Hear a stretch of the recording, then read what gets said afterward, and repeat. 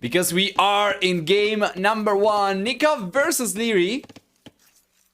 4 leagues with Byzantines and Italians respectively, with Nicov playing Byzantines on the left hand side and Liereyy playing with Italians up in the north in the blue and red colors.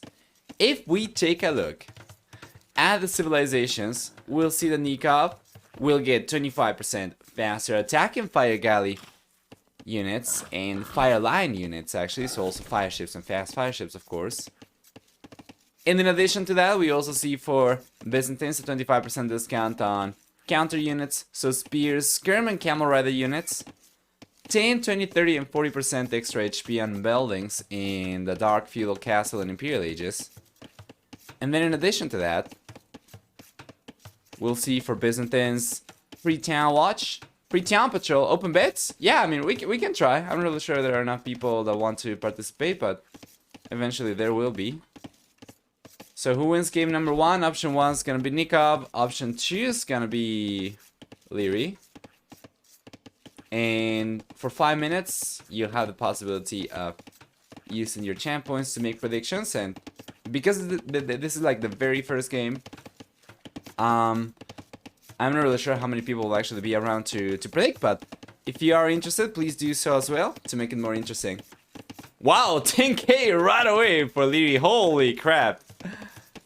Hey, Patrick Lee. Hi. And Mr. Whitebeard. Welcome as well. We were just talking about the civilizations, starting with Byzantines.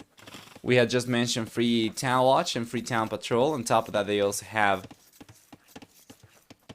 What is it? Actually, I think I mentioned most of the bonuses, right? I think I did, actually. For the team bonus, their monks heal units 100% faster. Meanwhile, Liereyy will give the Italians a 15% discount on fish and ships, a 15% discount to go up to the next stage, as well as a 20% discount on gunpowder units, and 33% cheaper universities and dogs, while for the team bonus, Italians will have access to the condottieri from the barracks in the Imperial Age. Hey Rosa. Buenas noches to you too. Although I don't think it's night for you just yet, right? In any case, the players are already taking advantage of the fishing, and this is a very interesting map. It's very often that we see the case being the players try to fight over ownership of more than one pawn at a time, so... If we take a look at Nicov's point of view, he doesn't really know where Liereyy is, but he's making the guess that he is in the opposite corner, so he's sending a villager over here. Even if Lierey's not there, Nicov will still be able to take advantage of a second pawn. Meanwhile, Liereyy, on the other hand, he's got the scout moving over the left-hand side. Now he knows where Nicov is, and if he is to send the villager forward, it's going to be a sneaky villager to try and get a dock up over here and potentially push or bully Nicov out of his own pawn. The blue players are only going to find out where red is very soon, as the players are making a transition to the Feudal Age.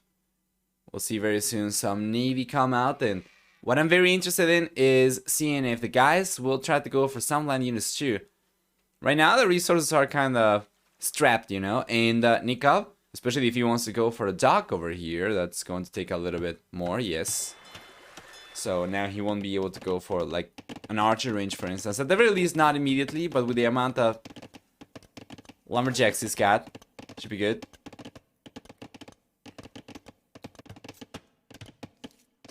Learn some Argentinian watching Maradona's documentary.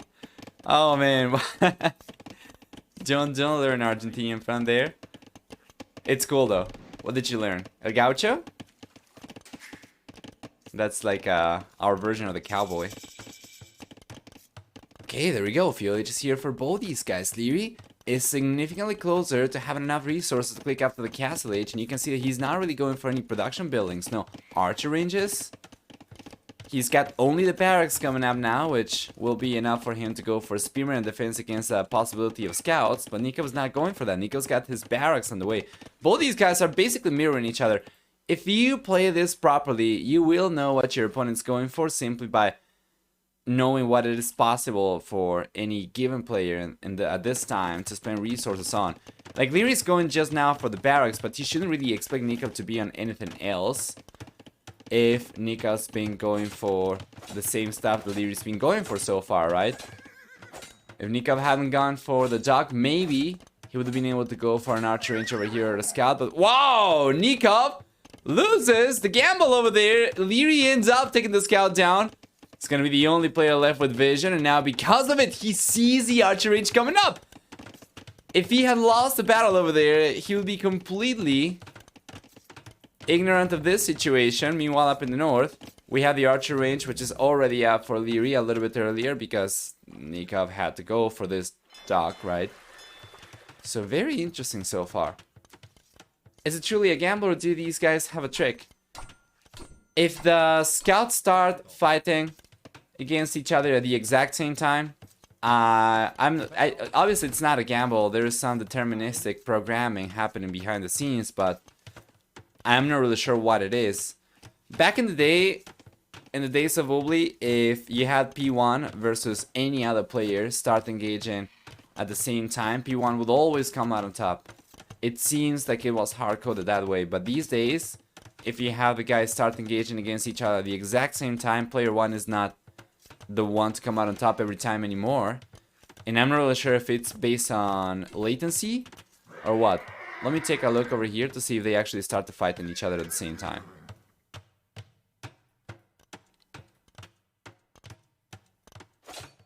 Yeah, they actually start to fight in each other at the same time, and the scout from Liereyy was lower HP, but still managed to get the hit earlier, somehow.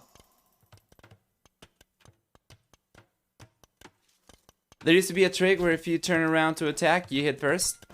Might be the case still. Liereyy did turn around. So perhaps is whoever issues the command last? The attack command last? Well, the scout goes down, but Liereyy is already aware of both the archer ranges from... yeah, from the bull player.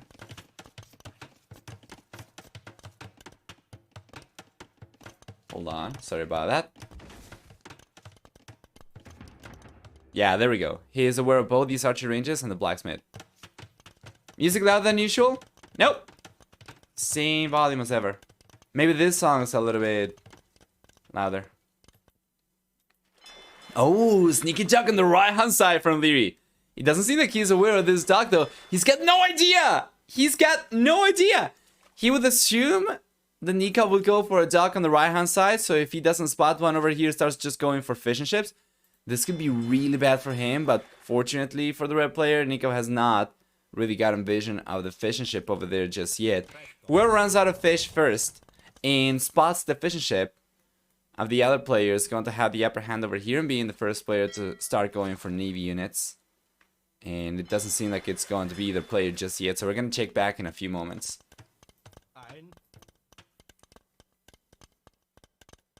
There's a big issue with judging this fight, that the scout attack frame is not in sync with the attack animation. Yes, exactly, but when he turned around, both scouts started attacking at the same time, right? So it should have been even. But maybe it's what you said, maybe it's whoever turns, whoever issues the attack command last gets priority, perhaps? I'm not really sure. That seems like it would probably make sense. Oh my lord! Liereyy! Just one line of vision. Just one tile. Hey! There we go! Now he knows. And now we'll see a fire galley immediately queued up. Immediately queued up. His reaction was amazing. However, Nicov, he knows about the house. And he saw, at the very least, he had vision of the villager at one point, but he's not really queued anything up. He is the one with the most units to lose over here. He was the one to get to the lake earlier, so he did go for the most fishing ships, and if he ends up ignoring this lake, he's going to end up losing 6 workers, which will cause Liereyy to get ahead by about 7 workers, given that he's already on a 1 worker lead. I have tested that turnaround to attack. It's not so, indeed. I have no idea, it might just be a gamble. Maybe it's just RNG, perhaps. Honestly, that'll be more fair than having a single trick that will guarantee a win no matter what. Because if they are supposedly attacking at the same time, it should kind of be a gamble, right? Or maybe they should just cancel each other out and go down at the same time, kind of like when crossbows attack each other for the last HP, or fire galleys target each other, right? Hey, Nicov did go for a fire galley himself, so now we're going to have 2 fire galleys for Liereyy, who's going for a second dock over here. Nicov's going for a galley to try and prevent Liereyy from getting the dock up over here. We have the war galley upgrade ready for Liereyy though. These are fire ships. Remember, 33% cheaper dock upgrades for Liereyy, while Nicov on the other hand, he gets 25% faster attacking fireline units, but won't suffice, of course. Little engagement on the left hand side with the Magnals. Just go back 30 seconds. Just going to be 1 for 1, right? Yeah, it should be. There we go. It's all good. Winning melee units dying at the same time as a solution. I think that would be the most fair, right? They both die in battle. As they both land their attack at the same time.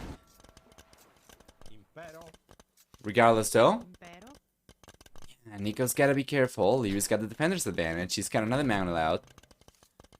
And that's expected. Nicov ended up losing all the fishing ships over here, and he did fall behind the worker count compared to Liereyy, but not by 7 as I was expecting, just by 3, because Nicov, he went for a second TC, so he's been going for more villagers. He's got 2 extra villagers compared to Liereyy, and he's got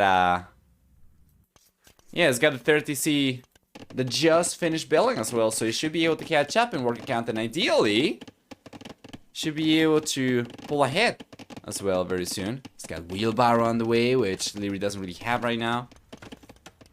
Although Lierey's got bowsaw, which Nicov doesn't really have right now. So I would say it's somewhat comparable. But as we were saying earlier, as soon as we got to the fuel age, we noticed that Liereyy had resources, or he was much closer to having enough resources to click out to the castle age, and that's going to remain the case over here. Should be the first player to go out to the castle age. Oh, what a nice Magnum shot over there from Nicov. Take a look at that. He's got most of the HP left over here. Good amount of crossbows. He's got to be careful though. The Magnum is coming up over here from Liereyy. Good reaction from Nicov, but against 2 is going to be harder.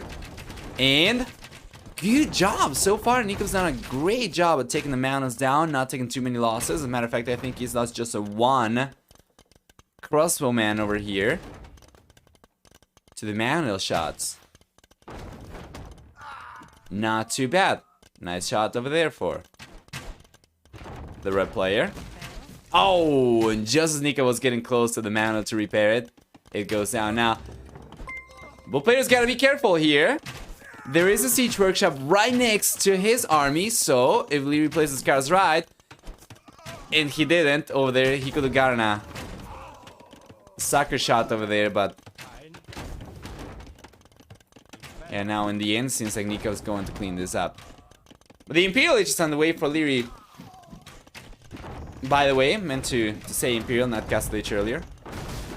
Players are obviously already in the Castle Age, but yeah, Imperial Age is going to be here in a minute and a half. Thank you for the follows, and everybody who's watching the channel for the first time, I hope you guys are enjoying. It's always appreciated, and welcome y'all. Nice shot, and this is what I'm talking about as well. That's what Lierey's got to do. Use the surprise factor over here. What do we get once Liereyy gets to the Imperial Age though? Condottieri? I don't think he's got more than 1 barrack, so he doesn't seem to be thinking about that. He's got no stables, he's got 2 archer ranges. So he is going for crossbows. It seems like it's gonna be just arbalesters, but Nicov's been going for skirmishers, although he's not really been committing to it too much. Nicov seems to also be thinking of going up to the Imperial Age himself, but Lierey's gonna be there sooner. I guess Nicov's just gonna have to bail. He cannot really fight against these units once we get Bracer, as Lierey's crosses are going to have extra attack and extra range. It's going to make the Magnal play significantly harder to pull off. So, Imperial Age is here for Liereyy and Nicov. Nicov should be able to click out to the Imperial Age himself. It's too late for him to pull these Magnals off. In 1 for 1. Very, very close. He'll push Liereyy away from stone for the time being. Yeah, and good unit control over there for Nicov, but honestly, these units are not really going to achieve too much, so you just let them die. And then on the right-hand side, he tries to repair the mountain. And on the left, he's the one to put pressure. He's coming in already. He's got Bracer. And these are Arbalisters already. Not the unit to sneeze at. Arbalisters, especially against a Castle Age player, will be so damn deadly.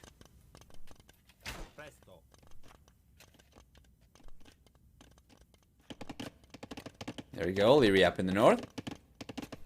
Trying to split this army up. And this should be really good. So long as he stays beyond the range of the TC, he's going to check this out. He stays beyond the range of the TC, and he's going to deny, ultimately, take all of these villages down. We have 10 villages exposed over there. Yeah, down the south, he ended up exposing, or eventually pushing, the gold miners over here as well. And Nicov. Yeah, Nicov's roaming around right now because he doesn't really have anywhere safe to collect resources from. Which is even worse because now as he brings the villagers down the south to collect resources beyond the reach of these military units, if Liereyy is to roam around at any point in time, he'll be able to take those villagers down. Like, there is no saving these villagers. If Liereyy brings a few Arbalisters down the south, Nicov's too far away from a TC to protect the villagers, so it could be really, really bad.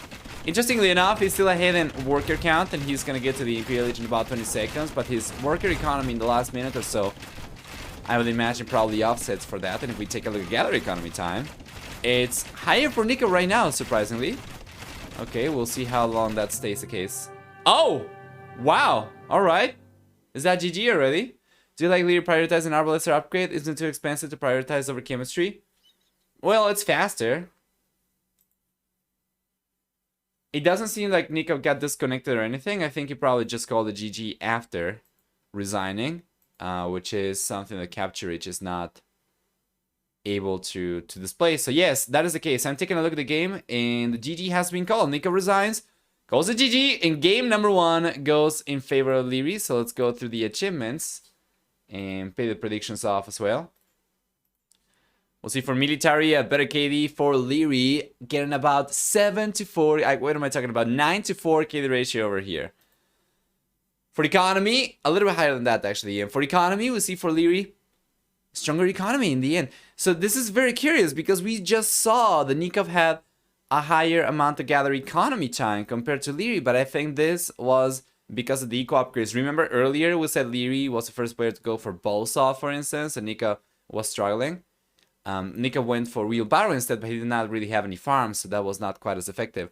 And in the end, Liereyy does end up collecting more resources. Well done. More villages for Nicov. Couldn't really make anything happen with these, though.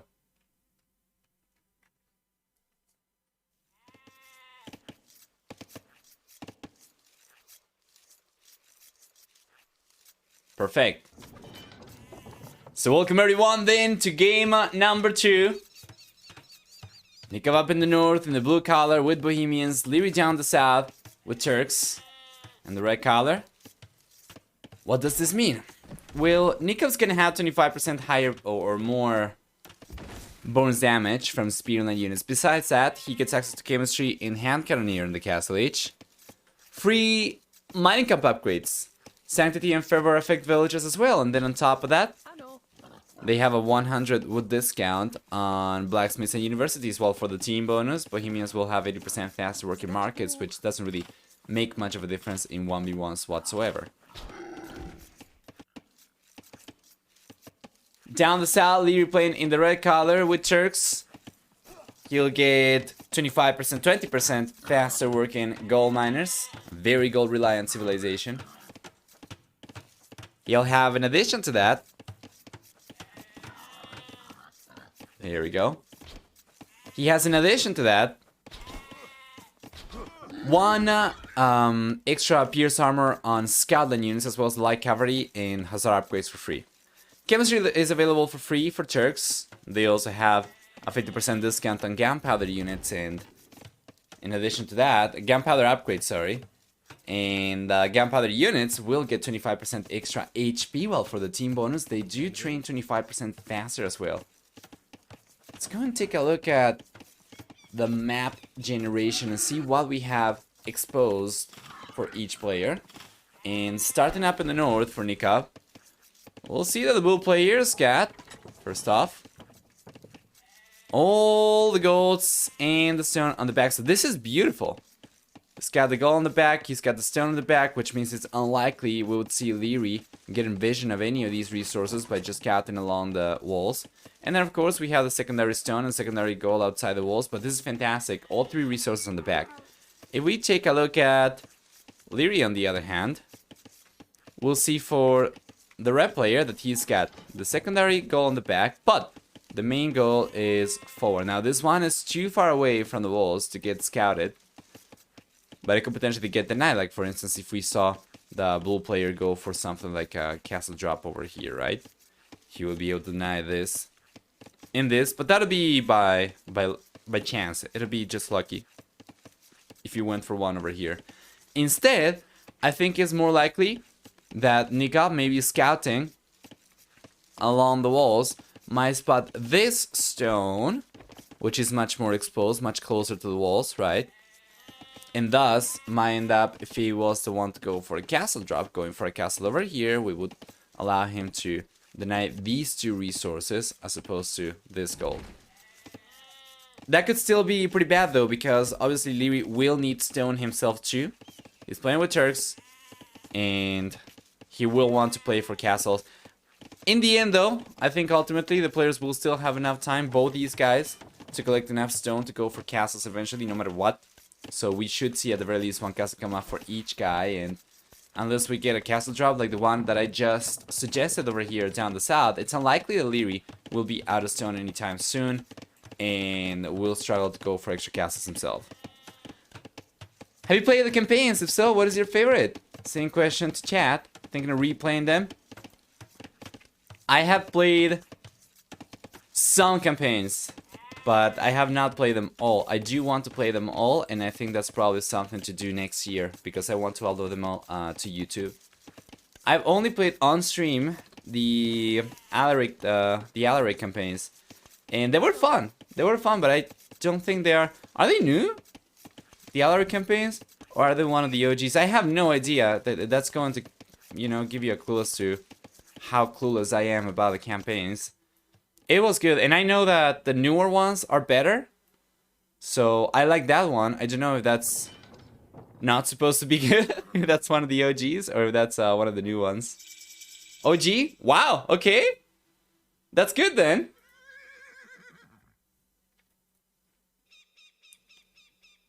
Oh, Joan of Arc. I also played that one, yes. And William Wallace's, of course, but who hasn't, right? I think those are the only three that I played. I tried playing Barbarossa when I was a child, but it was too difficult. So I gave up on it, and I'm pretty sure it wouldn't be too much of a challenge these days. But we're gonna do that. We're gonna do next year all the campaigns. I'm gonna try to do them in chronological order. That's what I tried to get going last time on stream, but it's gonna be challenging, right? Because after all, if they like, what happens if Return to Rome or Return of Rome introduces campaigns from earlier times than what's available in the game? Well, like, what do I do then?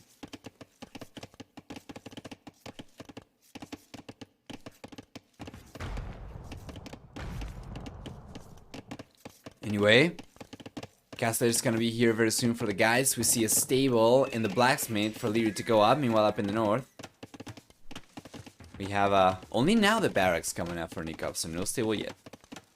Hey, Cold White! Hi! Welcome, how are you doing? Some of the Liereyy expansion campaigns were pretty bad. Like the Vietnamese one. Liereyy expansion campaigns, like, you mean before DE and after HD? Like the Forgotten ones, African Kingdoms, Rise of the Rajas, those?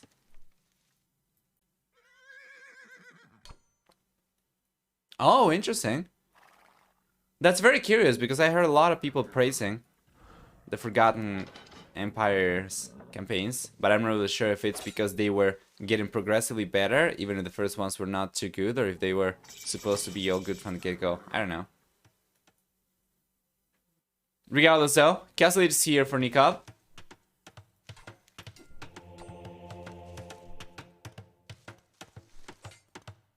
He's got the monastery coming up. And Castle is here for Liereyy, and he's got his own monastery coming up. Of course, both these guys have been going for a little bit of map control. However, Liereyy, because of the light cavalry upgrade for free that he gets with Turks, will have a stronger army, arguably. Just needs to be careful and not take engagements against the spearmen. But it's fine, he's got the mobility over here, right? So long as he stays away from the spearmen and just uses these to snipe monks, or at the very least provide protection to his own monks, he should be fine.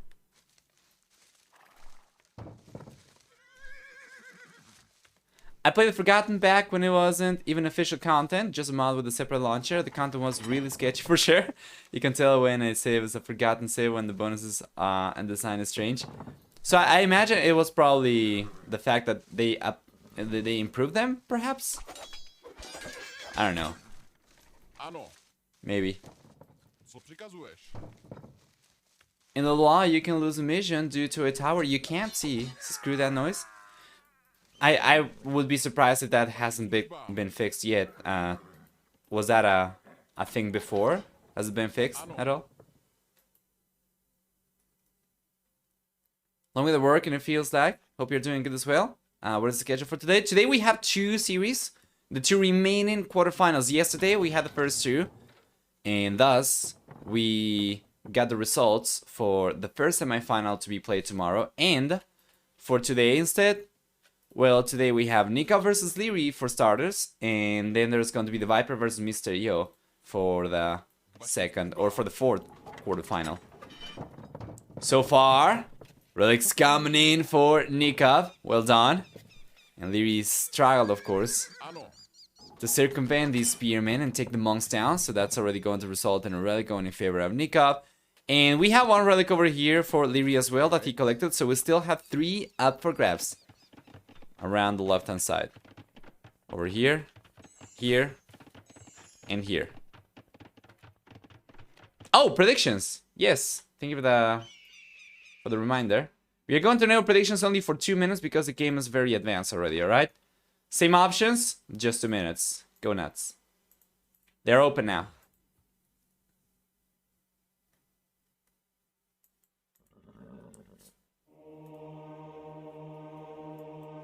It has not been fixed unless you go all the way to the north, you lose the ship. If your hero was on it, too bad.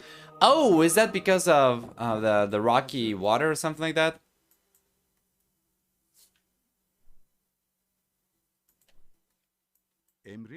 Entirely pointless. Pointless since the Turks will win.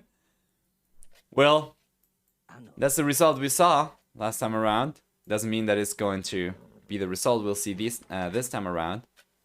So you have a minute and a half still to get your predictions going. That should be good for you, Baylor, right? You can bet for Liereyy. Wow, the monk over there is tanky, man. Lierey's collecting another relic. And another one over here, so it's going to be 4-1. And very similar to what we saw yesterday as well.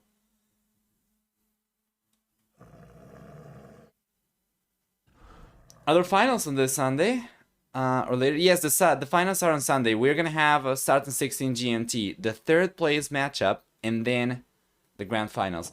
And on Saturday, we're going to have both semifinals. Efendim, emrin hazır.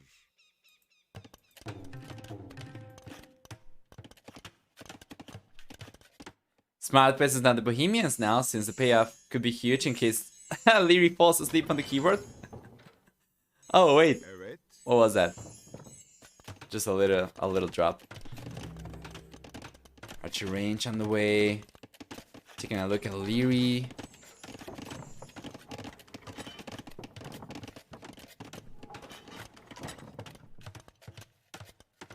Yeah, Lierey's not really going for much of anything, right? He's not being collecting stone whatsoever.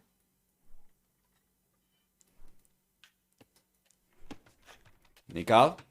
Nicov is collecting some stone right now. Both players are on 3 TCs. Nikov's being able to get ahead in worker count right now.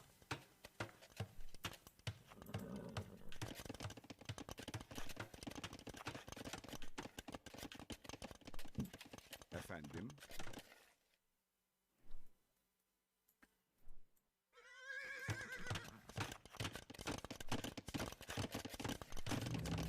And Carnier coming out for Nicov. He's got the Spearman over here still. 25% higher bonus damage.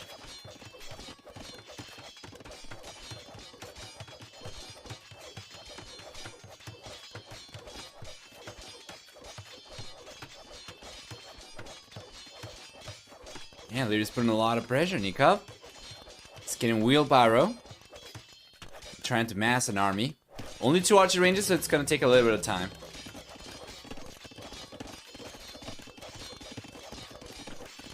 I don't think there is a best arena civilization, is there? I'm not an arena expert by any stretch of the imagination. For that, you can turn to Bailo.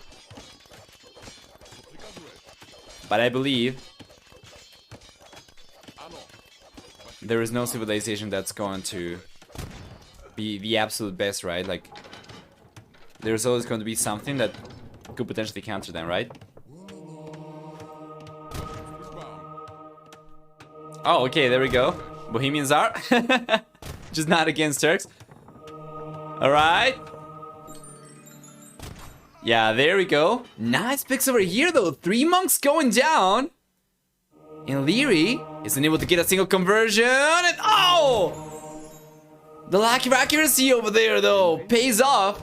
Liereyy is able to get a conversion over there. We see the hand cannoneer trying to take on the light cavalry over here. They are doing a good amount of damage. Remember, these units do pack a punch. 17 attack, a pop. They are very slow to attack. They do not get affected by ballistics either. So against moving targets, it's going to be hit and miss. Imperial Age is on the way for both guys at about the same time, actually. We have only a 1-second lead for Liereyy, so virtually the same. And here comes Nicov. Pushing Liereyy away from here. Once Liereyy gets to the Imperial Age, he'll get Hussar from these units. And interestingly enough, Lierey's adding extra stables over here. I was also on the same page as Bailo, think that he was going to just play for cavalry archers, but he's going for extra stables, so it's going to be Hussar for him. And Nicov gets 25% higher attack, higher bonus damage on spearline units, so Nicov is eventually going for pikemen. This could be really good as well.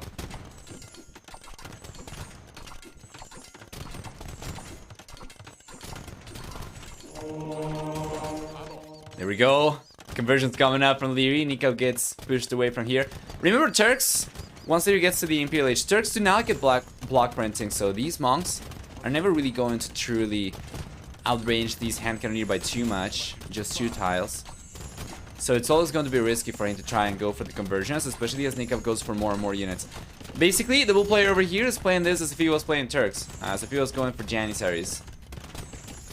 And I'm not sure he's going to have a forward siege workshop. I would like to see that. Okay, he's got a siege workshop coming up in front of his base, but this is not particularly forward, so it's going to be kind of like hand cannoneer and bombard cannons. This is something we see often. And some spearmen coming up right now as well. Would definitely like to see the pikeman upgrade. Given Nicov's resources, it shouldn't be too difficult for him to get the upgrade. So here come the hand cannoneer and Liereyy. Lierey's got right now 15 light cavalry. He's gonna try and get the engagement. We'll see the conversions coming up over there. Now Nicov's getting pushed away from here as Lierey's trying to lead some of the walls. We'll see these Hussar right now trying to get us around, but now we have the pikeman upgrade for Nicov, and Liereyy bails as the castle's coming up over here in a forward siege workshop for Nicov. Yes, the bull player is putting pressure. He's got Hovnitsa on the way. Beautiful.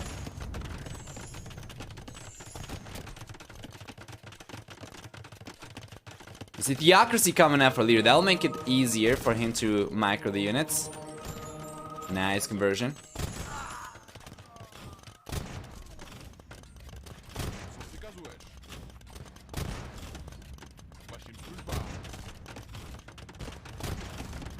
There we go.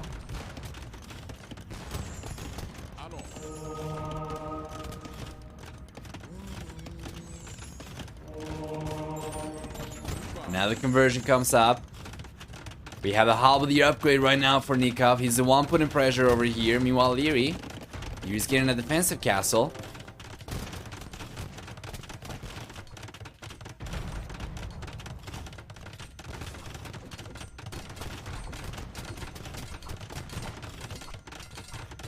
I don't get it. Why did Liereyy build a range shot? Like, I can't provide the reasoning behind Lierey's arena plays over here. I have no idea. I was also expecting to see cavalry archers. Isn't that what we saw last time around when Turks came out on top? Cavalry archers and artillery bombard cannons. But yeah, well, you know, there was a reason Nicov's been picking arena as his home map. He might just be familiar with. He might be more familiar with the meta over here on Liereyy. Maybe not so much. Yeah, he does have hand cannoneer on the way himself. Meanwhile, Nicov's going for Wagenberg tactics. 15% extra movement speed in the gunpowder units.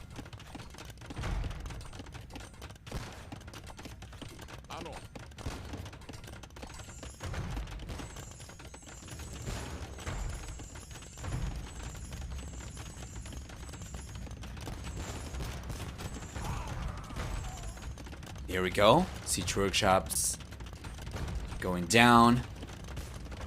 Liereyy, he's just finished researching artillery. And good unit control though for Nicov. Well done. Oh! And the shot so!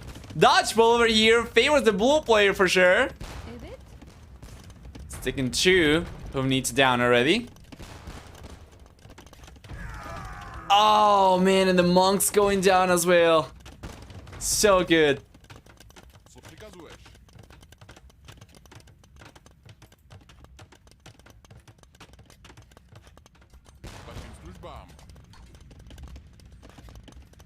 Yeah, Lierey's been struggling. He can't really make this work.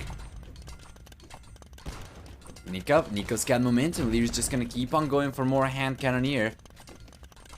Siege engineers on the way now for Nicov, which is going to put these guys only one range lower than the bombard cannons, but they will still be significantly stronger. If you take a look at this, the AoE for bombard cannons is lower than the AoE for Hubnita. As Hubnita's got 60% large AoE, which in terms of surface area would be higher than that actually, of course.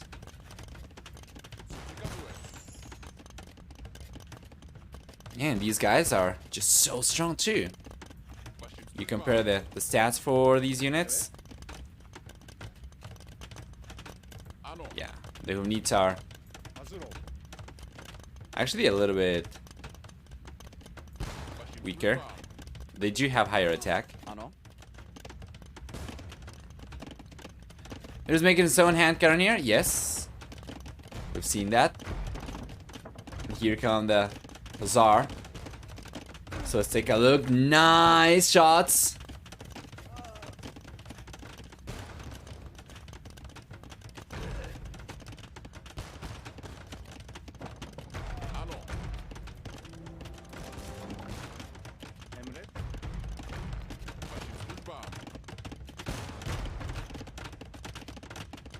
There we go. Oh, nice shot over here from Liereyy as well.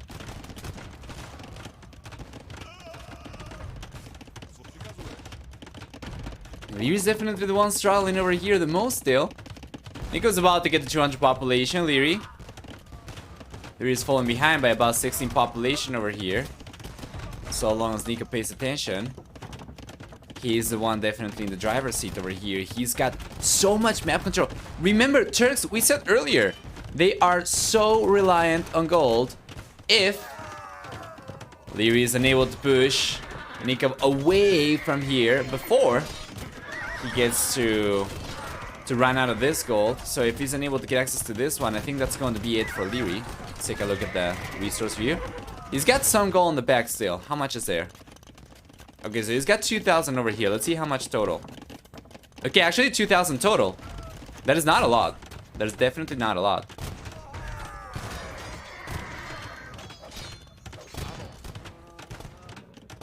Yeah, and the Hazard seem to be working though. Seems to be pushing. Nicov away. Yeah, Will player is going back, but this is of course not the end of it at all. Lierey's got to go for more units. He's got to keep on pushing over here because Nicov, he just bails back. He's got the castles over here, right, which will provide protection, and he'll just regroup. He get more units out. Should be able to though, anyway. Only now though, plate mail armor coming in for Nicov.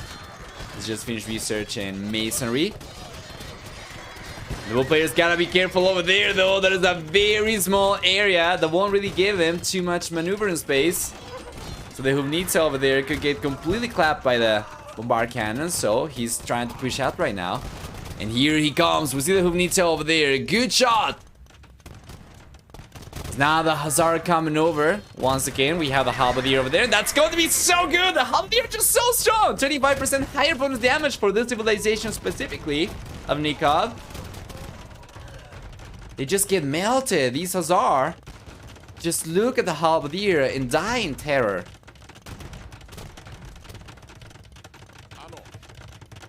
Nicov struggling for population though when he was the one ahead. Just a minute ago, Liereyy was able to push him out. And this is such a weird game.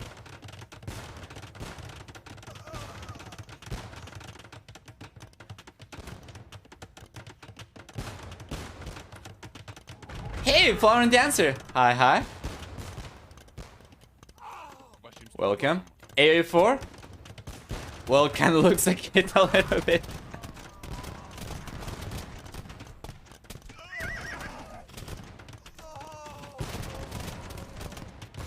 There we are. Oh, big shot.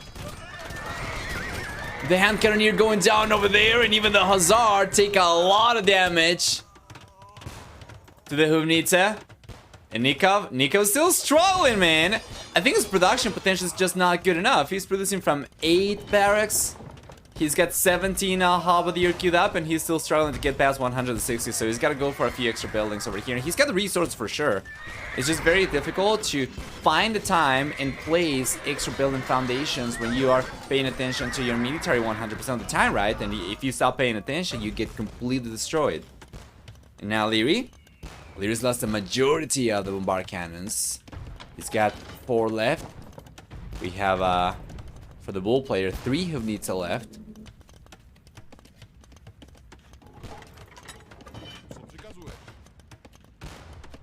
Oh, there's this Nicov TC over here coming out for Liereyy. Well, if Nicov's paying attention, yeah, and he is. That TC is not coming up. But once again, you see Nicov stops paying attention to his army. He loses a Huvnitsa. He's gotta be careful. Yeah, there we go, and that TC is getting completely denied. Well done.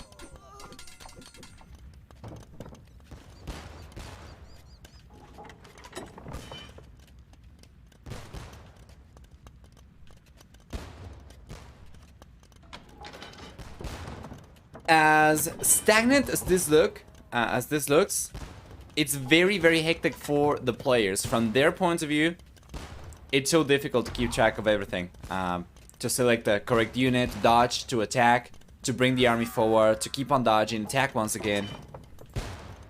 From our point of view, it seems kind of eventful, kind of slow, but from the player's point of view, it's extremely hard to keep controlling all of these units individually like this. You know what though? Lierey's getting some great shots. He ended up losing 1 bombard cannon over here, but I think he's taking like 3 Huvnitsa down already. Fortunately for Nicov, he does still have gold, while Liereyy is effectively out of it. We talked about this earlier. Liereyy does not have access to gold anymore. This is the end. How does Turks counter Bohemians without access to gold over here. Well, Lierey's got to work with right now. The 7th bombard cannon he's got coming out right now. It's basically the last unit he'll be able to train without absolutely tanking his economy, utilizing the market just to afford 1 or 2 extra units. So I think Lierey's just going to make a transition to full Hussar over here at some point, because he simply won't be able to afford anything. Hand cannoneer, not so much. Bombard cannons, hell no. That's a great shot. And Liereyy cannot afford to take these losses. Like, quite literally, he cannot afford to replenish his army. Notice, he starts, and this is the race to the bottom that I was talking about. Liereyy begins tanking his economy in order to afford more units, but this just only will buy him a little bit of extra time over here. But so long as he stays deprived from gold, it's just not good. So there we go, the halberdier coming forward now. The Uvnitsa will target the castle, and with this fortification going down from the red player, that might be about the end of the game. Let's take a look at the Hussar over there. Yeah, Liereyy might end up getting a bunch of villagers down. Doesn't really matter. Nicov can replenish those pretty easily. He's got plenty of TCs. He's got castles. He's got good defense. It's gonna be fine. Even if he just ignores the Hussar over here. Of course, you want to send some halberdier back and defend yourself, right? But even if he just ignores the Hussar, he's just going to lose villagers outside.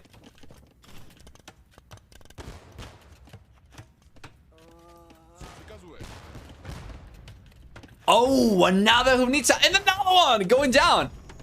Yes, but Liereyy already lost the castle though. He's got no fortifications anymore.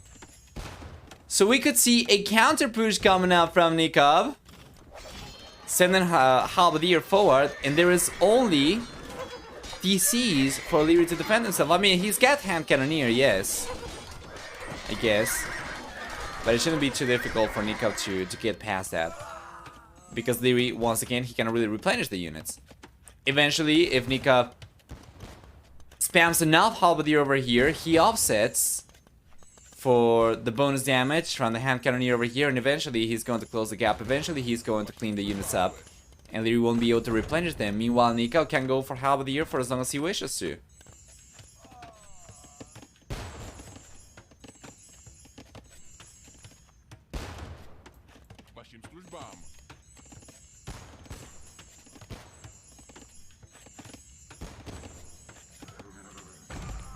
Fantastic.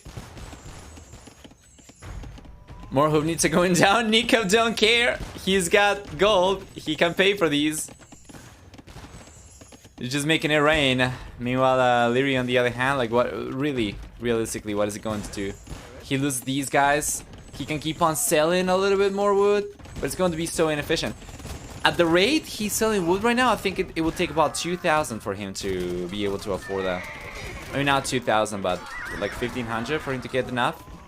Oh no, it's not bottomed out yet. It's not bottomed out. Okay, so never mind. It's not too bad. But it's just going to keep on getting increasingly worse for Liereyy as the time goes on, of course. And no way Liereyy wins this. I think that's, yeah, certainly crossing the minds of more than one viewer right now. Might not be what everybody predicted, but as is often the case, it is about the players, not about the civilizations. It never is about the civilizations so long as it is about the players. And Nicov, he's getting to 200 population. Liereyy, 180, is still struggling. Just Hussar. He does some of the hand cannoneer as well. As you can see, he's not replenishing these, which means Nicov can just move in with the halberdier and start getting damaged on. Yes, just go in. Push the bombard cannons away. I am not the biggest fan of... Oh, big shot over there, though. Boy. But yeah, I am not the biggest fan of Nicov wasting the Uvnitsa. Yes, he can afford these, but eventually he's going to run out of gold himself, too. So you cannot just keep on treating these like disposable units. It seems to me like he should still end up taking this game for sure, but he puts himself at an unnecessary risk, so to say.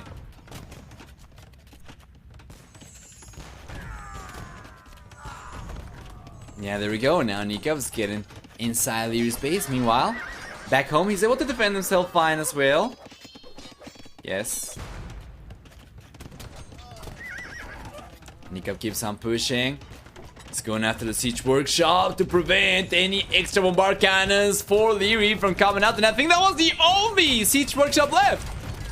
No, we have more. We have 2 more on the way, and then there is one. Where is this one?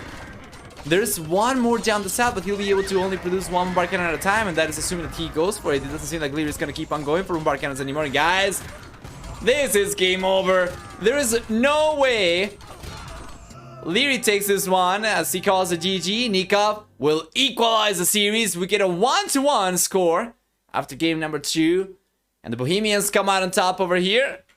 Let's go through the achievements over there. Well, let me take a look at the predictions. Hey, that's gonna be a very nice payout for anybody who took the chance and chose to believe in Nicov. Let's pay this. There we go. And for the achievements then, we get a very close to 21 to 20 KD ratio for Nicov for the economy. We have a stronger economy for Nicov, collecting about 2,400 extra resources, and for society, a higher worker max count for Nicov as well. Well done.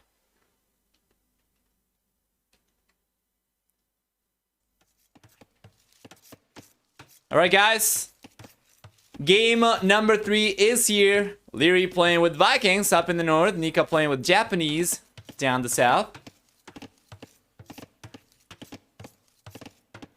There we go.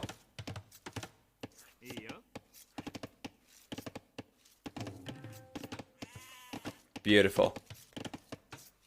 What will we get with these guys then? Starting with Japanese. Oh, by the way, good job in fixing it. I noticed earlier today, after the, or actually when trying to queue for the first game, that it was working already. We didn't have to wait for the games to begin, and yeah, thanks for fixing it. And you all also added the spec delay too, which is great. So yeah.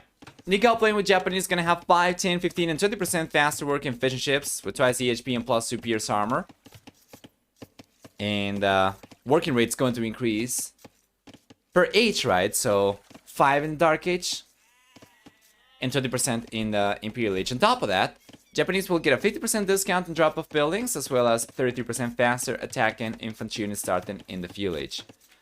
For the team bonus, we'll see for Japanese 20%, actually 50% extra line of sight on galley line ships. And taking a look at Liereyy Civilization. With Vikings, we get free wheelbarrow, free handcart, as well as 10, actually 15, 20, and 20% cheaper Navy units in the Field Castle and Imperial Ages respectively, and 20% extra HP on infantry units. For the team bonus, what is the team bonus for them? Once again, the team bonus is going to be for Vikings. Why can't I remember it right now? It's docks. They come at a 15% discount, right? Or is it 25%? 15% discount. And that's going to be about it for both these civilizations. We'll take a look at the map generation in a moment. A little bit below, I don't think it's going to matter too much. But just to remind you all, guys, the predictions are open, and for the next 4 minutes, you can use your channel points to predict who you think is going to win game number 3. So far, 1-1, neck and neck. No matter what, one AM player is gonna move on to the semifinal over here for sure. Yesterday we had a little bit of a close call over there with one of the AM players as well, with one amazing set. But yeah, taking a look at the map generation and starting with Nicov, he's got the golds on the back, and only the stone over here is going to be somewhat close to the water, enough that potentially war galleys could push villages away from the stone over here, right? But this goal is going to be safe. This goal is going to be safe. Meanwhile, taking a look up in the north for the red player, we'll see that we have a gold. 2 goals over here in front of the TC. I don't think these are too close to the shorelines. Perhaps this one, at the very least this side, might be a little bit close to the water, right? But that's about it. Stone, probably exposed potentially.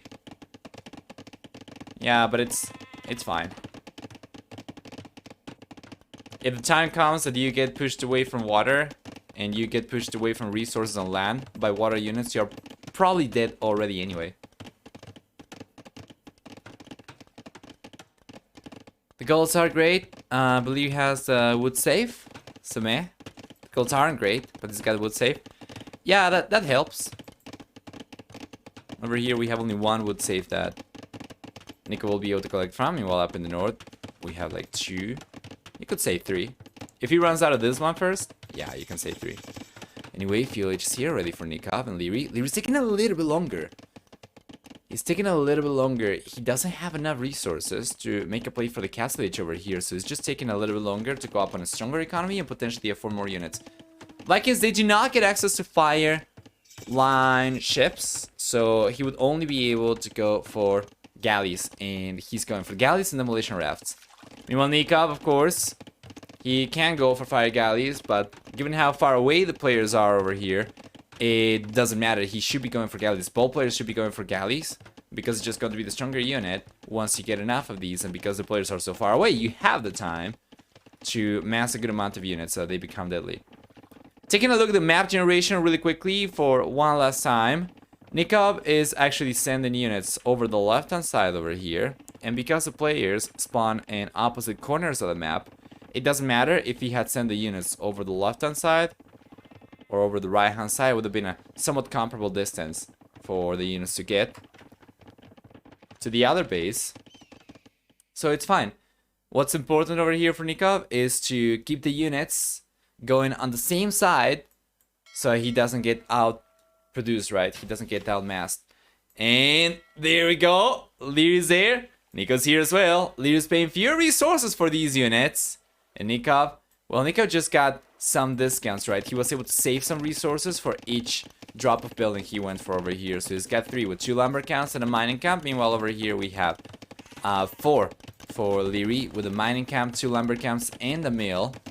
And now we have the mill coming up for Nicov. So Nicov is effectively saving about 200 resources from getting the drop-off buildings up. Final 25 seconds for you to get the predictions going. Right now, Lierey's got a much higher amount of bonus bet to him. So, great opportunity for anybody willing to play the odds over here. Nicov with Japanese. He will end up taking the first galley down over there and pushing Liereyy away. Meanwhile, on the right-hand side, Lierey's pushing Nicov away, but so far, the blue player is the only one who's taken a unit down from Liereyy. Well done.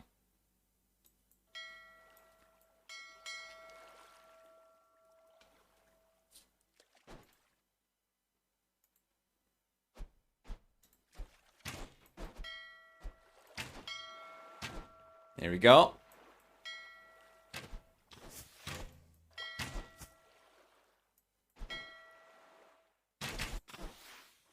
Left hand side, more units for Liereyy. Right hand side, more units for Nicov. Lierey's got to be careful over here. Might end up losing a galley. It seems like he will. He stopped paying attention over there a little bit too long. And then on the right hand side, actually Lierey's been able to get a better trade and get ahead of military count compared to Nicov. So this is beautiful. This is absolutely fantastic.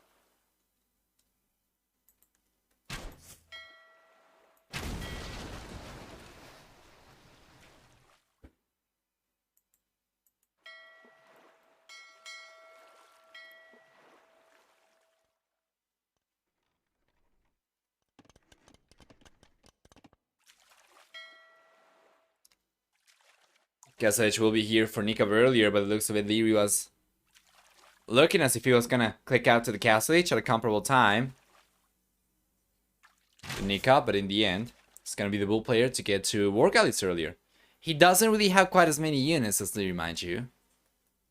But once he gets the war galley upgrade, if he can force an engagement, he should be in a much better position.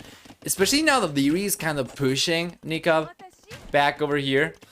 He is facing the defender's advantage, and Nicov's taking full advantage of it. He's already gotten 1 galley down. He's gotta be careful. Lierey's bringing extra units up. Over here is going to be in the end about 6 to 5 galleys favoring Liereyy. Nicov's gotta be careful over here. Do not waste the units.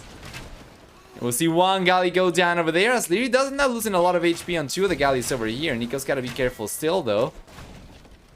Good unit control for the blue player. Meanwhile, on the left-hand side, Yes, Liereyy stops paying attention over here.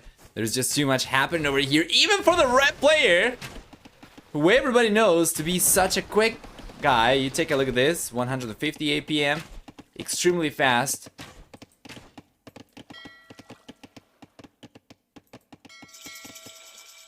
Actioning by Liereyy is still not enough for him to pay attention everywhere, and we saw him already lose a few units because of it. In any case though, Nicov's got the castle age over here, so Lierey's gonna try and reduce Nicov's units as much as possible before the War Galley upgrade hits. University's on the way for Nicov as well for ballistics. He's got only 15 seconds to wait for War Galley to be here, and guys, this can be huge. This can be huge. One galley goes down over there though, Nicov! Nicov is kind of wasting some units over here.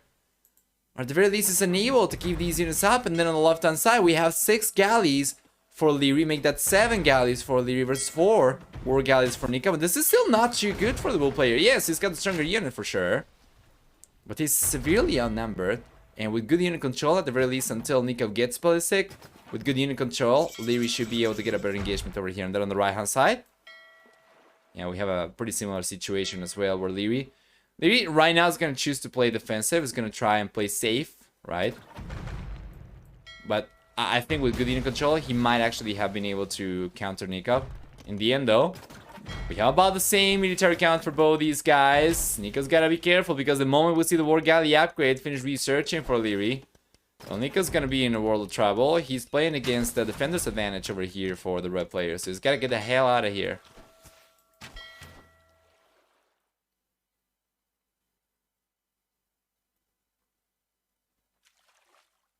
There we go. Yeah, Nicov's going to disengage, and he's got to do it on the right hand side as well. We have the War Galley upgrade for Liereyy.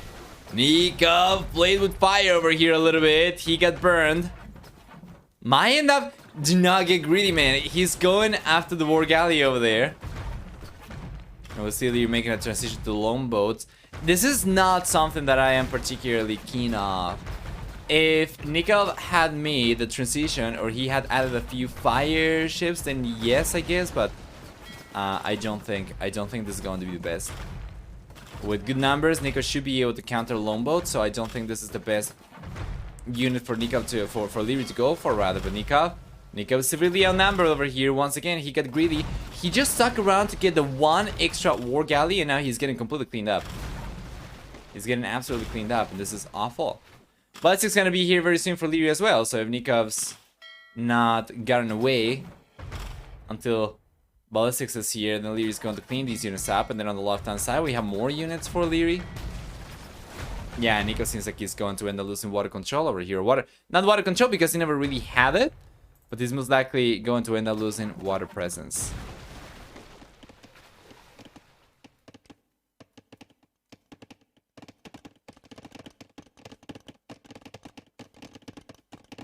Yeah, it's looking pretty much over, and this is very unfortunate because Nicov was in a good position before.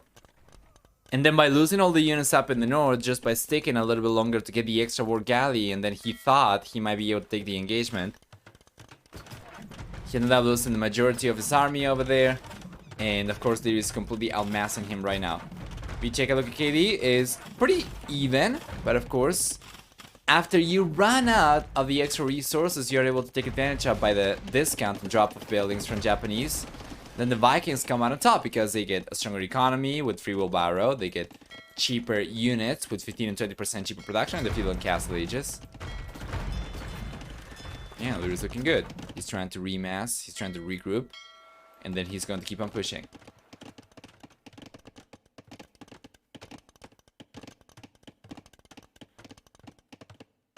The Nicov is gonna be completely stuck on his island. Nicov's gonna be stuck on his island over here if Liereyy gets away with full water control for sure. The red player is the first one to also transport units over to the center, so it's, yeah, there we go. You see, this is not even close. So now once Liereyy gets with these longboats and surrounds these units with longboats and war galleys, what does Nicov do really? And Lierey's gotta use all the units he's got. He does have a military elite, yes. But in order to secure this, especially against war galleys, he needs all the longboats he's got right now. Beautiful unit control as well. Notice Lierey's going back and forth until Nicov shoots, and then he commits to one extra direction change. Yeah, but once again, the war galleys over here are proving too strong for the longboats to take on, because Liereyy once again did not have all the units at hand. Now he's bringing a few extra. He will get cleaned up though. This is not good for Liereyy, but this is great though. Extra units coming up. Overall, the red player is an 11-12 longboats forward, and he should be able to clean this up. He was not paying attention over there, and I think he ended up taking a questionable engagement because he was trying to evaluate a good position for the PC. In the end, he just went for it kind of whatever. He should be able to clean this up. There we go, and Nicov calls it GG. We saw this one coming. Liereyy 2, Nicov 1. Fairly quick game over here, 23 minutes only. Let's go for the the achievements. We'll see a better than 1-to-1 kill ratio for Nicov. For economy, a stronger economy for Liereyy by a lot. It's not even close. Almost 3,000 extra resources, which at this point amount to about 20% stronger economy for Nicov. Not 20 actually. That'd be yeah, that'd be more like 13% stronger economy for Liereyy. But it's great. Only 2 extra villages over here. The same amount of fishing ships or so. Just goes to show the Viking economy is, yeah, nothing to take lightly.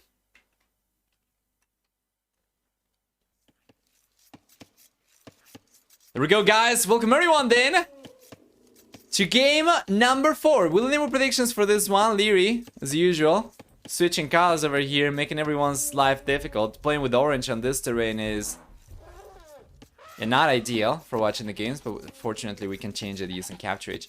The tools that the community, has built, that the community members have built for this game are just amazing. Let's see what predictions as well. For sure.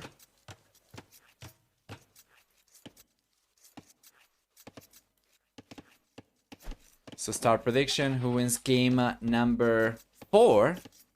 And you have 5 minutes to get the predictions going. This is Akatra. Nicov's playing with Lithuanians, which means he begins with 150 extra food upon start of the game. We'll see for the blue player. Also, with Lithuanians, 10% fast moving skirms, spearline units. For the team bonus, we're gonna have also for Nicov. There we go. For the team bonus, we're also gonna have for Nicov 20% faster working monasteries. And that's going to come in handy because on top of the bonuses we discussed earlier, he also gets 1 extra attack on Knights and Liereyy units per each relic garrison up to 4 relics. So, if he ends up collecting even just 2 relics, that's going to be so good for him. But if he ends up collecting up to 4 relics, that's going to be amazing. He can collect more than that, but if he collects 4 relics, that's going to maximize the civilization bonus. Liereyy instead playing with Saracens will get, for the red player, bonus damage from foot archer units against buildings. That's going to be the team bonus, but it's extremely strong, so worth talking about earlier. We get cheaper markets that trade resources for cheaper as well. And extra HP on camels too, 10 extra HP on camel units. Well, the rest of the bonuses will be for water maps, so those are not too relevant. There we go, and so far it seems like the game is pretty even, right? That nobody seems to be going for too much aggression over here to speak of at all. And I think this is because mainly I think this is because it's pretty difficult to get any damage done over here early enough for it to be of any significance. If this game starts with 3 villagers for each player and then you send one of the villagers forward, and you are able to get all the ostriches down. It takes a while for your opponent to actually go and start taking advantage of the hunting. While on a 9 villager start, you are already collecting more than enough resources with the villagers you begin with, so you already start pushing the ostrich, which means that it's much harder to make the early aggression work. And this is something we were talking about with Man when we were co-casting last weekend as well. How this map is certainly going to be a chaotic one. It's going to have both players spawn very close to each other, yes, right? But it's not going to be played anywhere near the same way that it was played on a standard start. So yes.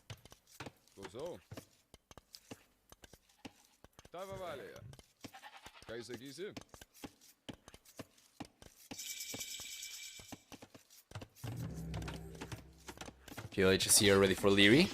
Nice.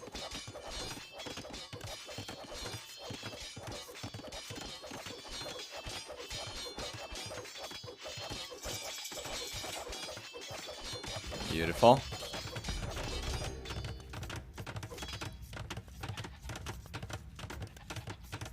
Tower coming out for Nicov, so he will make this map a hectic one. He will make this map live up to its category name, a chaotic one.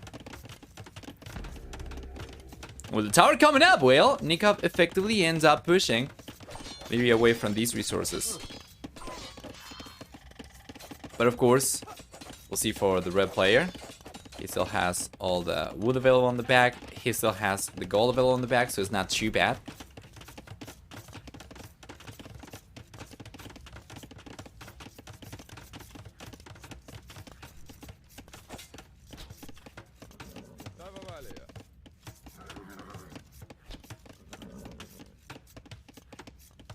Here we go.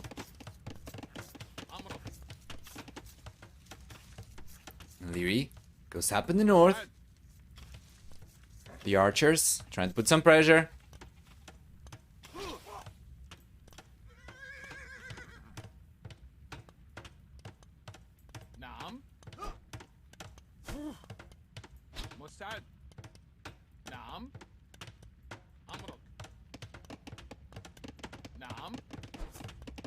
There we go. Nicov ends up getting pushed away over here. In the end, the tower is just going to end up denying berries, and that's about it. He cannot keep on putting too much pressure anymore. Meanwhile, Liereyy coming in with the archers. Gotta be careful, though. Got too close to the TC over there. Flying too close to the sun. Lierey's gotta respect the defenses from Nicov, especially now that the bull player was able to get an archer range up himself as well, which is natural. You do want to make a transition from, militia line units into archery. We have some skirmishes come out for Nicov, so now Liereyy won't really be able to do too much with archers alone. He's gonna need to go for either scouts or his own skirmishes as well. Let's take a look. Here come the men-at-arms. Nicov's pushing the archers away. In the end, he ended up losing all these units, though. I'm not really sure why he decided to chase the archers when he didn't have enough skirmishers to actually take the units down. And now Lierey's coming on top. That was not good from Nicov. In the end, we have a 5-2 hit ratio for Liereyy. Yeah, there we go.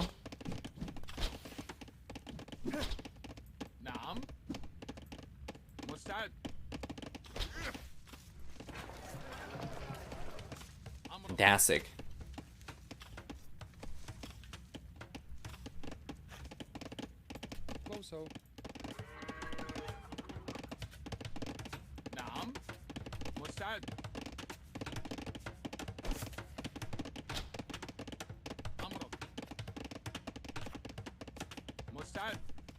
There we are.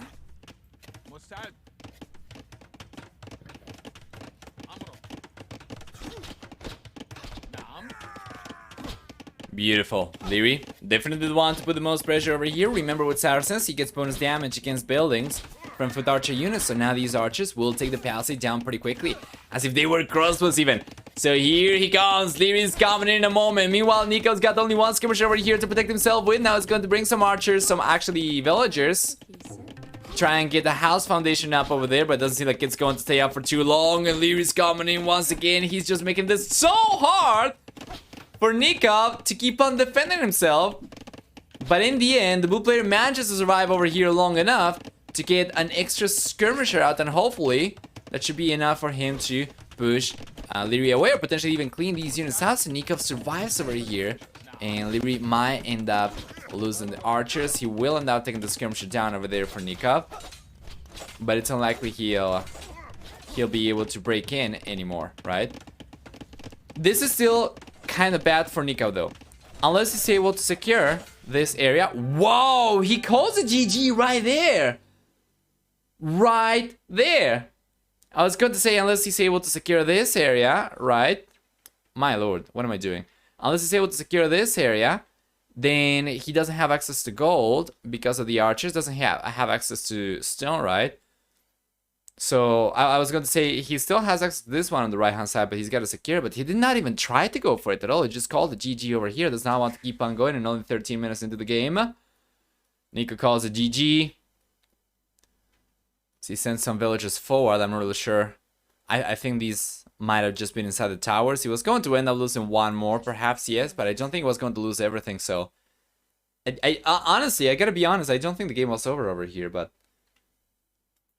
yeah, I guess he was on the back foot, and if he doesn't want to keep on going, it's better to just try and stay fresh for game number 5 potentially. But this is pretty awkward because now Nicov kind of puts himself in an awkward spot, right? He puts himself in a precarious position with the back against the wall. He's on the ropes over here as Lierey's got one more win that he needs to move on to the semifinals. Nikov's got to take all 3 remaining games back to back, so I would have expected him to keep on trying a little bit more over here. Regardless, we see a better KD for Liereyy by quite a lot, about 3-1.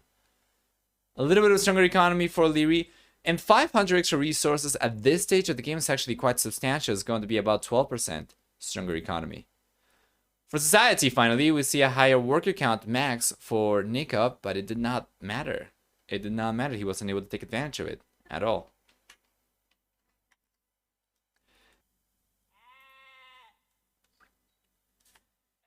And we need to pay the predictions for the previous game before we are able to get the predictions going for game number 5. Now, this map is going to be Nomad. We have Malians versus Portuguese for Liereyy and for Nicov, respectively. The predictions for game number 4 were very one-sided in favor of Liereyy. Now, predictions for game number 5. You'll be able to use your champ points again for the next 5 minutes to predict who you think is going to win, alright? So let's take a look at the players and let's take a look at the vision they have. With 9 villagers start, Nomad is a little bit easier to spot your opponent because you're going to have more villagers spread around the map. And actually, Nico does not have vision of where Liereyy is. We take a look at Liereyy. Liereyy doesn't know where Nicov is either. So, for the time being, both players are going to remain ignorant of each other's positions. Up in the north, there is a dock already for Nicov. On the right-hand side, we're going to see a dock for Liereyy.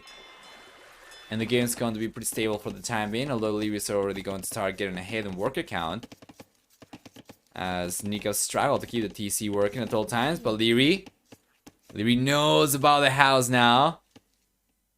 He's trying to be careful over there. There was no reason for him to believe that the TC was directly ahead. But this is just game sense from him. Expecting the TC to be somewhere close to the house, right? And now he's gonna try to get some vision. Let's see. He'll realize. Yes. Yes. And the villager's going down! Yes, sir! So Nicov catches up a little bit. Nice. Snipe over there from the bull player.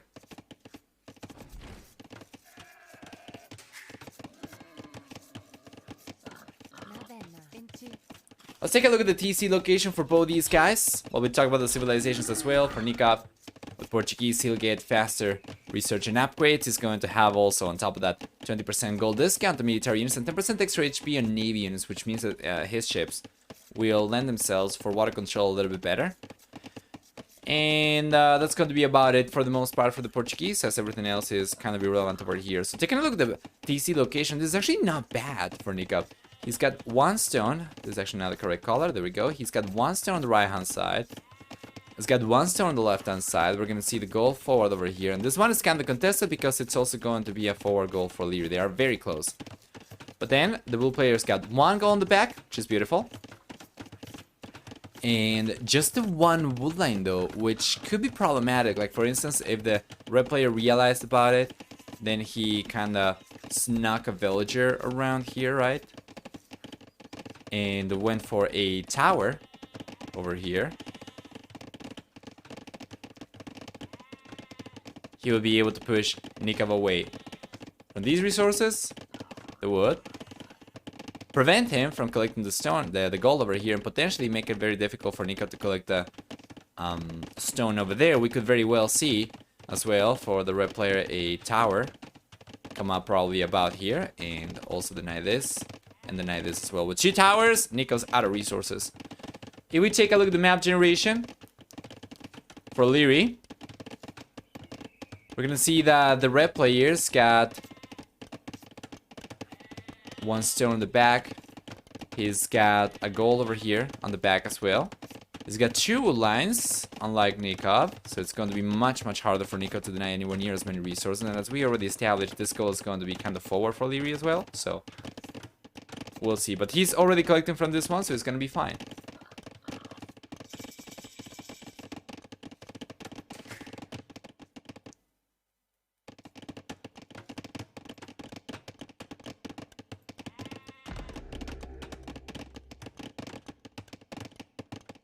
Oh, Lierey's roaming around. He doesn't really have enough vision, but he is going for the outpost. And this can be huge. Guys, take a look at this. Take a look at this vision from Liereyy. Tell me how on earth you ignore the possibility of going for a tower over here if you are in Lierey's position. How? You don't. He's got to go for it. Remember? Last weekend, he was able to deny 3 resources, 2 wood lines, and a gold with a single tower. He could find similar success over here.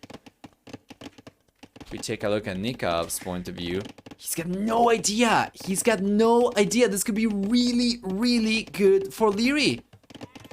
And the red player, come on, man. He's kind of given away his position by taking the deer over here. What are you doing, Liereyy?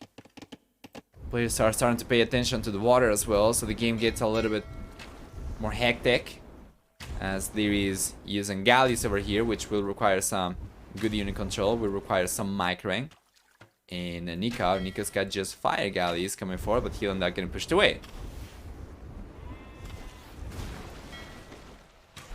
After Liereyy played against Vilese, he has gone tower crazy. I am hoping that Liereyy is gonna realize about this eventually and go for it, because I mean, come on, at this time he would already have finished building the tower.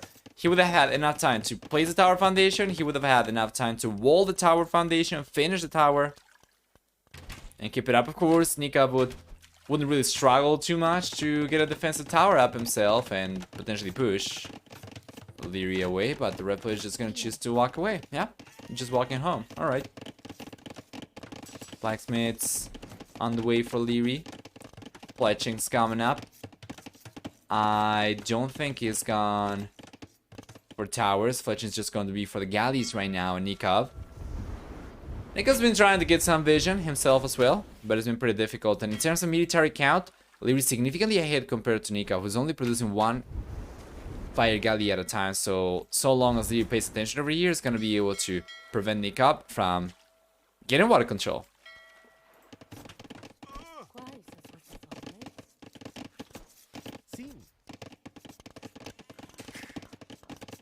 Honestly, man, given how quickly they started game number 5 after Nicov called the GG in the previous one, I am not too sure if Nikov's had enough time to shake game number 4 off. I'm not really sure if he's had enough time to reset mentally, and I am hoping that Nicov is in a good mind state over here.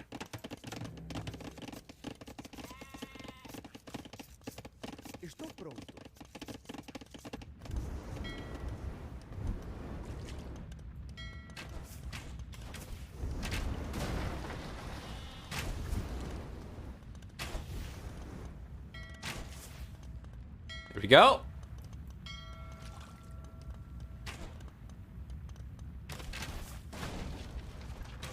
Beautiful.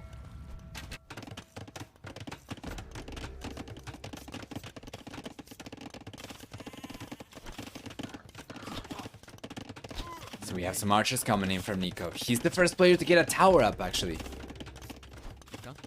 So he's able to push Liereyy away from the right-hand side wood line. As we already stated before, Lierey's got more than one. So Nicov's going to need yet another tower on the left-hand side if he wants to push Liereyy away from wood completely. However, he does manage to get a village down by the goal already.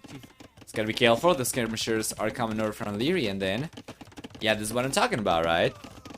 The blue player wants to prevent wood collection over here. He needs to go for a tower on the left-hand side too. He doesn't really have the resource for it yet, but he is collecting stones, so he is thinking of going for extra towers. However, it seems to me like he's just gonna try to get a tower nearby the gold and prevent Liereyy from collecting gold, as opposed to prevent Liereyy from collecting wood. After all, if he went for a tower to push Liereyy away from the wood over here on the left-hand side, Liereyy will be able to go for this wood line. He will be able to go for this wood. And there is just so many options, right? But golds are going to be more rare. So if Nicov can get a tower up and push Liereyy away from gold over here, that's going to be 2 of the golds that Liereyy had somewhat close to his TC denied.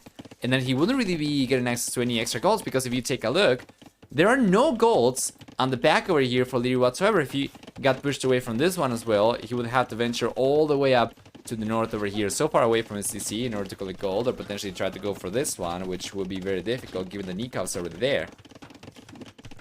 So it's not too bad.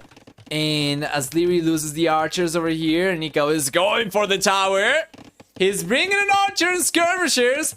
And notice, Lierey's going for a house over here, just trying to prevent any towers from coming up, but it doesn't matter. Nicov's gonna still have enough space over here. It's just going to be 1-by-1 tile that Nicov needs to get a tower up. But now Lierey's trying to get his own tower up. We'll see if Nicov can make use of his archer units. We'll see if he can prevent the tower from coming up, and I don't think that's going to be possible, but we'll see if he can, at the very least, delay this one.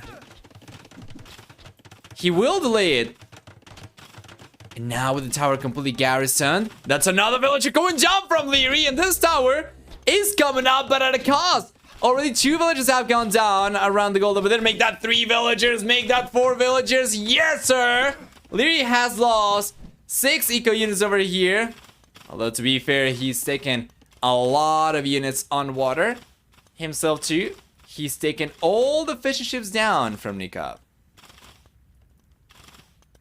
who's got almost enough resources to click out to the castle age, mind you. So Liereyy will get access to the goal over here once again, but it's taking some time. He's getting some idle villager time. Nicov, on the other hand, is using the market right now, and he will be on his way to the castle age, and Liereyy not even close. So Nicov seems like he is in a much better position this time around. There is a preemptive tower coming up on the left-hand side for Liereyy, he knows the archers are roaming around. And yeah, if Nicov plays his cards right over here, he'll be able to go for a for the Balkan arrow upgrade, potentially crossmen, potentially elite skirmishers, right? But I think most likely we'll see Nicov make a play for knights and siege perhaps. So we have the stable coming up. Yes, knights is going to be immediately effective once he gets to the castle. It's so strong. And once he gets there as well, we could very well see the blue player try to go perhaps for a siege workshop. I would say maybe around here, right? And then he can start pushing on the TC. Liereyy? Lierey's not going up to the castle age anytime soon. He's getting full water control, so he's trying to take advantage of it by going for extra fishing ships. And thus has managed to get a hit by about 11 workers. But Nicov, once he gets to the castle age, he could potentially also go for extra TCs. Hola, hola, hola! Iron Chef, ¿cómo estás, amigo?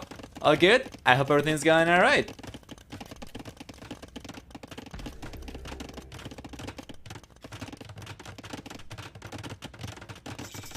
There we go. Castle Age is here. Beautiful tower. Liereyy instantly reacts. And we have the siege workshop coming up exactly where I wanted to see it. This is beautiful. And we have the knights coming up. He's got even double stables. I missed the second stable. I have no idea. Oh, it's right here, right next to the siege workshop. I'm just blind, sorry. But yeah. No speak Spanish? Yes. Yes, I speak Spanish. And pretty well, I should say. double stable night production. Lierey's only now on his way to the castage, but he's 2 minutes away from it. That was it with 5 on foot. He's gonna manage. He's gonna manage. He's on 8 now. That's sufficient, right? How many points for Spanish on the stream? Ah, not enough points. No, maybe that would be something that we could plan well in advance, but it's not something that I'm planning to do anytime soon because basically 100. Well, not 100% of my audience, but the majority of my audience is only going to understand my streams in English. With hair like that, you shouldn't ever have to say a word. Oh boy. Spanish Sundays? Spundays? Spagust? Spapril? I don't know. I guess we could do one game. Once. For a bunch of points. Like for 1 million or something. But yeah, it's not something that like I wouldn't be able to have a full stream in Spanish, I guess. I don't think enough of the Spanish-speaking community knows me to even be interested in a Spanish stream, so...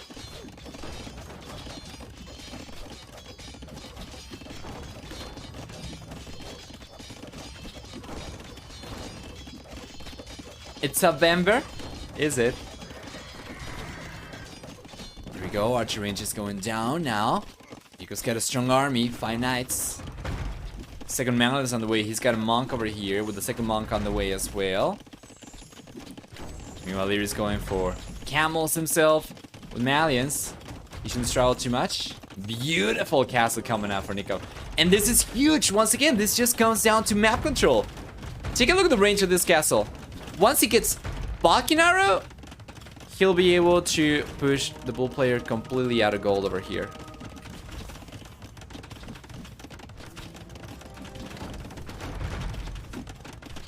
And of course, as we already stated, Liereyy wouldn't be able to access any extra golds because the other ones are so far away. This one up in the north and this one are pretty hard to access. So there we go. Liereyy gets pushed away over there. He's trying to go for a counter push on the left-hand side. Bring a villagers out into the open. He's got enough to go for his own castle drop here. And where is he gonna try and get the castle? It seems like it's going to be right next to the goal, right? He's got vision, yes. So he's gonna try and get a castle up over here. Where I wanted to see the tower come up earlier, Lierey's gonna just go for a castle, which is much stronger, of course. Beautiful.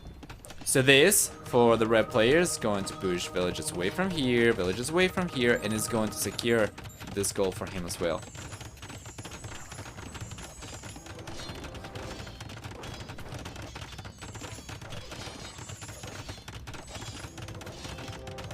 He's getting away with this. That's kind of low. Right now, yes, but it's not prime time yet, and it's just Saturday, right? He's getting a nice Hika lead too. Yes. By the way, I'm not really sure how accurate those numbers are. I think Happily said in the past that they are not super accurate, but I'm not really sure how much higher that would be if you accounted also for Facebook, for instance. I'm not really sure T90 is covering this. If he is, I would probably expect that to be probably 1,000 more or so. Yeah, it's just Friday, it's fine. We'll see for the semifinals and the grand finals. Yeah, Lierey's able to sustain over here because of the castle. That was a beautiful one in Nicov. Nicov's gonna have very soon enough resources to go for a second castle himself. At this point in time, doesn't seem like anyone will be able to go up to the Imperial Age anytime soon, which means no trebuchets. And Nikov's not been going for rams, he's not going for petards, so won't be able to take this castle down. And Liereyy, ditto. He won't be able to take the castle from Nicov down, but he doesn't need to. Getting that castle, like, Nikov's castle is not really going to do any damage anymore now that Lierey's got in control of this gold again. And yeah, Nicov seems like he's going to try to secure this gold instead and potentially take the TC down. Well, that's good. Liereyy still will have 1 TC left over here. Meanwhile, Nicov will end up losing his TC, and he won't have a second TC left anywhere. And the counter castle's coming up right away for Liereyy. But Nicov, if he plays his cards right over here, he might be able to come in here soon. If he had targeted the barracks right away with the manuals and the organ guns, he would have been able to come in and get some of the villages down. He wouldn't have been able to prevent the castle from coming up, but he would have been able to take a bunch of villages down from Liereyy. Now it's too late. The castle's come up already.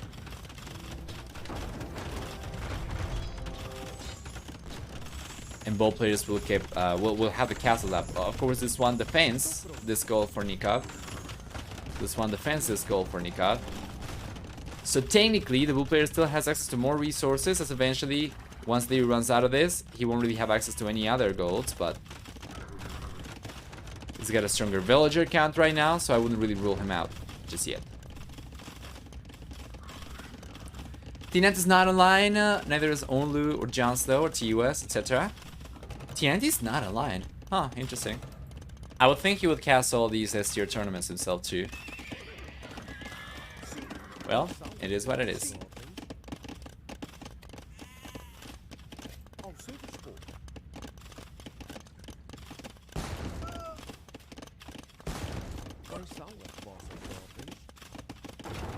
Thanksgiving? Oh, right. True, yes. That's why you were mentioning American streamers. Right, I completely forgot about that. True, true. Imagine respecting holidays. I'll stream on Christmas, man. I'll stream on New Year. I don't care. But yeah, of course, I kind of have to. Yeah, it's gonna be Thanksgiving. And of course, Black Friday. Perhaps. Who knows? Regardless, there's a castle coming up now for Nicov. He's gonna try to get a castle up over here. It's going to be pretty difficult. He's bringing a bunch of villages. He's got the organ guns on the way as well. He needs to bring everything together, because if he just goes forward, the villagers... Oh! Well, wait. Where are the Tibetan warriors? There were a few over here. He pulled them away? He garrisoned them? Oh, he sent them back to garrison. Man, this is a very, very aggressive castle from Nicov. Much more aggressive than it needed to be. And Liereyy reacts instantly, brings the Tibetan warriors out. As Nicov's gonna try to get the castle up over here. Liereyy stepping on top of it! So Nicov needs to clean these units up. He needs to push the units away before he's able to place a foundation. He's got the organ guns over here, and he's gonna go for it now. This is still gonna be a good castle. With this one, he will end up pushing Liereyy away from the goal for sure. He's got the range. However, there's a counter-cast coming up now for Liereyy as well, so Nicov's gonna try and push the units away from here. If he can take on the Tibetan warriors, he should be able to take on the villagers here, but he will get pushed away. Instead, he'll try to get a castle up on the right-hand side, where it's going to be easier for him to wall the villagers up over here. Once he hammers the foundations down, it's just going to require a house or so for him to protect the villagers and prevent the knights from taking this the villagers down, right? So this is actually very, very good for Liereyy, that he was able to deny the castle, or at the very least delay it, and force a relocation. And this castle position actually is not good enough for Nicov to push Liereyy away from here. So this was extremely, extremely good for Liereyy. And the way things led up to this was amazing. From the villagers stepping on the foundation, buying him the time that he needed, right? Yeah, that's gonna be GG. Whoa, Nicov! One villager at the end. He just deletes everything. Is not happy about this game. We'll call the GG, and Lierey's gonna be the one moving on to the semifinals then. 4-1. Liereyy moves on. Nicov's out. Let's go for the achievements one more time then. We'll see for military a better KV for Liereyy, approaching 21 to 20. Actually a little bit higher than that. While for economy we have a stronger economy for Liereyy, with about 5,000 extra resources. And for society, we have a higher worker max count for Liereyy in the end. And yeah, he ended up losing a bunch of villagers, sure, but yeah, Nicov was still putting pressure at the end, until he deleted everything, of course. Wow, just well done. Great performance for the Austrian boy.